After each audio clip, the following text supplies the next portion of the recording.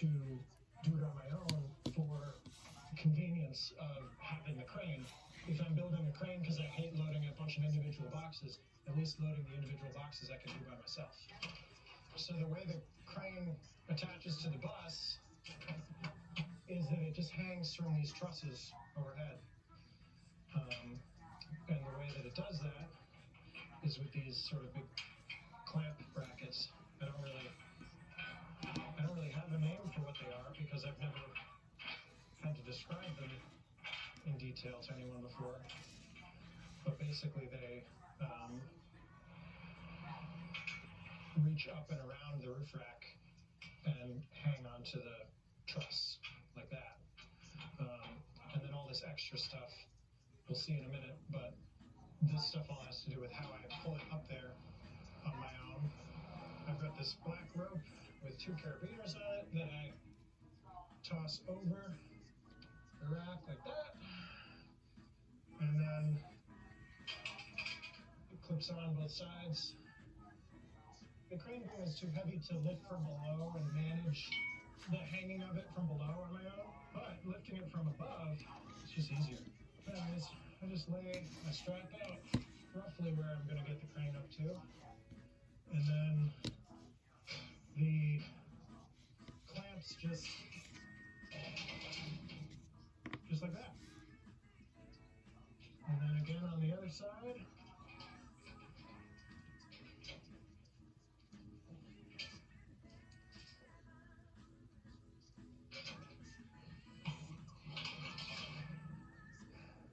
I don't always get it perfectly centered on the first try, but it's somewhat easy to shift around once it's up here. There we go. I have some marks on the deck of the bus that I look down at. I really should put some marks up here, but it's usually close enough.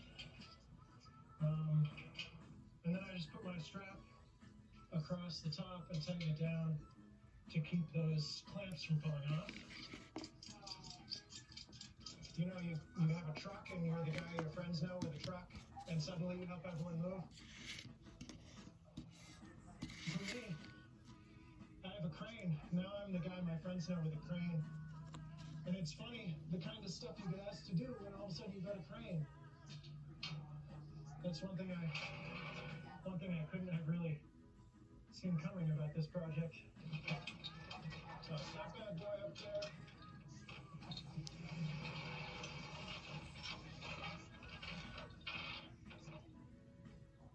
When I was first designing this, I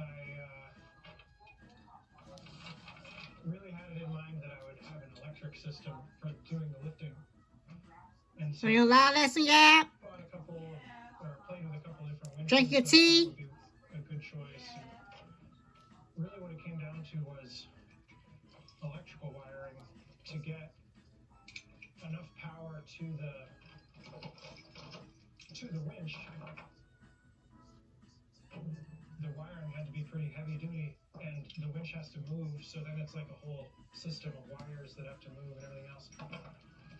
And I had a deadline because I was going on a trip, which is why I was inspired to build this thing in the first place, because I was going on a trip with all my gear, theoretically. I just said, well, I'll go with the manual chain hoist for now. And I've never bothered to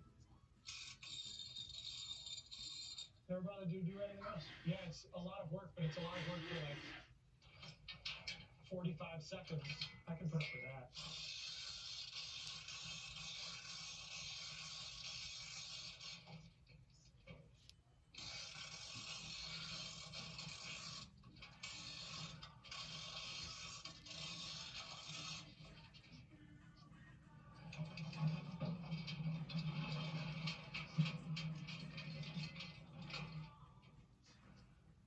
This is why I only need the crane to stick out this far from the bus.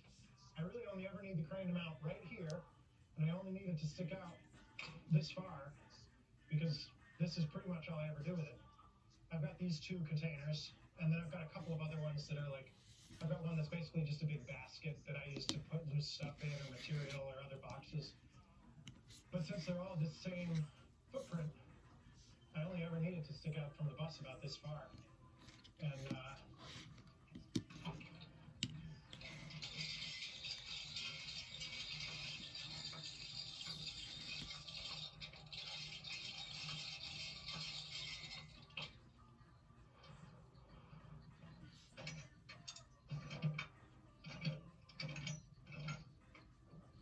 these swivel casters go on it just the same way that it was held on to the bus, and the same way that they stack with each other. All the legs have a pinhole at the bottom.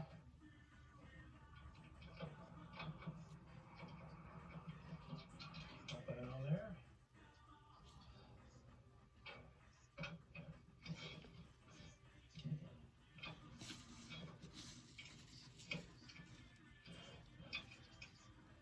See, it's not really a general purpose crane.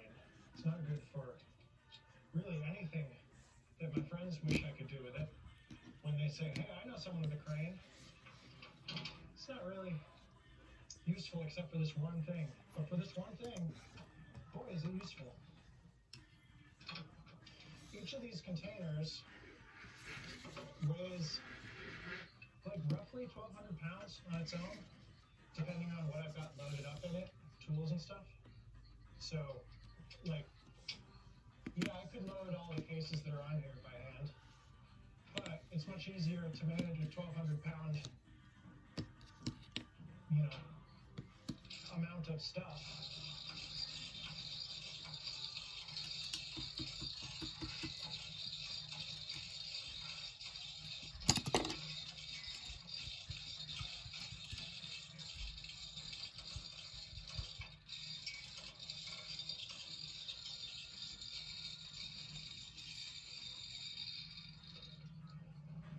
And I'm sure there's people, as we speak, go into the comment section and say, holy smokes, Gordo, if those both weigh 1,200 pounds, that's over a ton you've got hanging out back here behind your tires, just like sticking way out like this.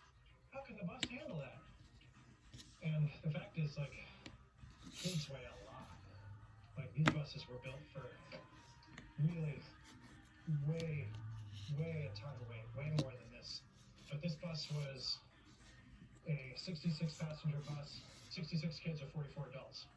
And it was 11 rows of seats. So that's 6 kids per row or 4 adults per row.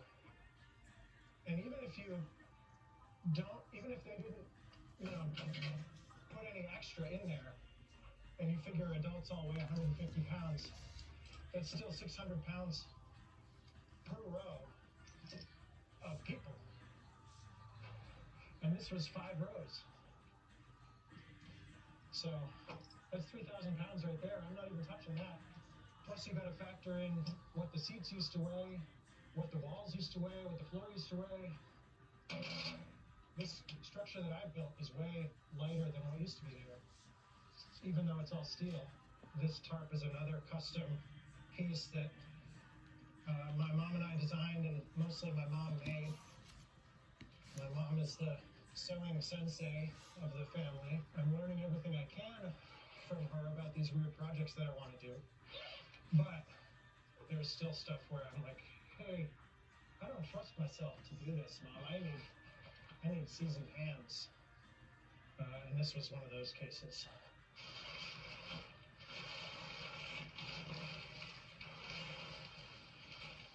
So this is sort of like the core of the shop, let's say. Tools and materials. This bench top I made out of pallets from one of my local metal suppliers that I worked down and made this top out of for this workbench.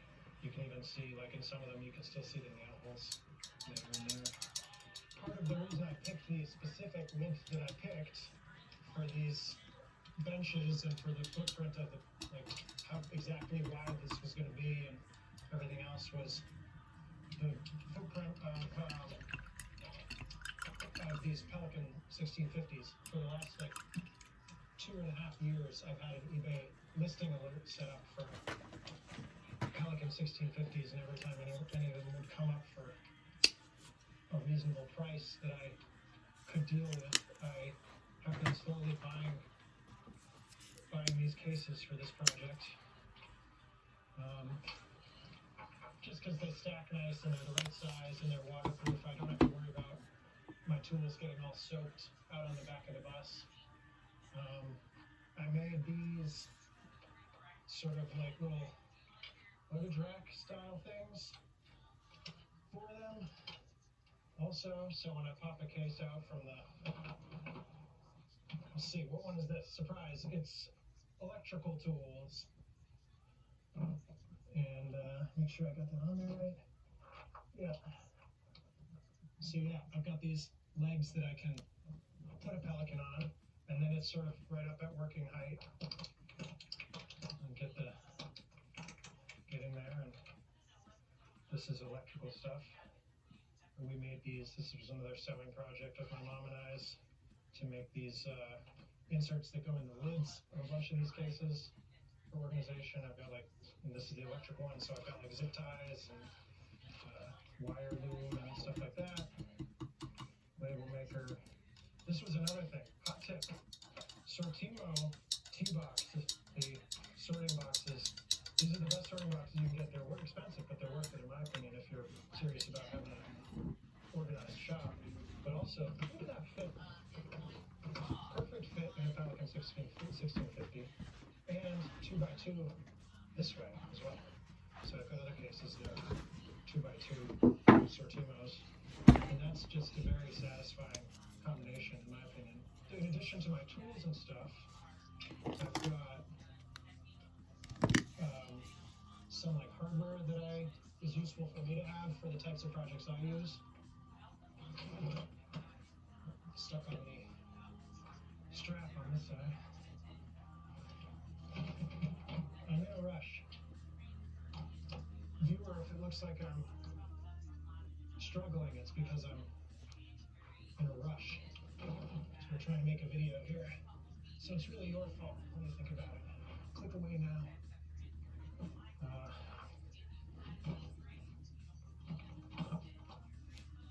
Click away now and save me from this hell. So yeah, this is another one with a good insert in the top. I've got this, the top is pretty heavy, so I have these straps that hook onto the handle so that it doesn't rest on its hinges all the time. But this is my little hardware store. All the like nuts and bolts I need to like typically use. I've got a second case of hardware stuff, but this one's